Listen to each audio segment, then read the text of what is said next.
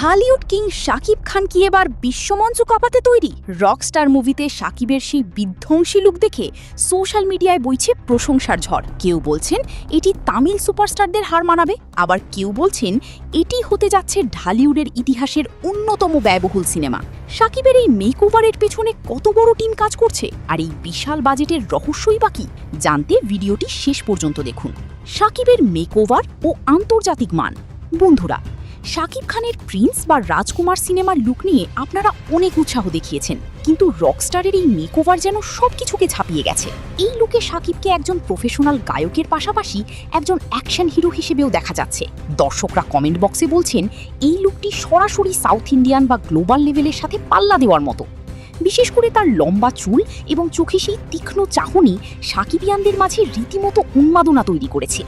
বিশাল বাজেটের রহস্য। শোনা যাচ্ছে এই সিনেমার সেট এবং শাকিবের কস্টিউম ডিজাইনের পেছনে ঢালিউডের সাধারণ বাজেটের চেয়ে অনেক বেশি খরচ করা হচ্ছে। সিনেমার ভিজুয়াল কোয়ালিটি নিশ্চিত করতে ঢালিউডের এই সময়ের অন্যতম বড় বাজেটের প্রজেক্ট হতে যাচ্ছে এটি।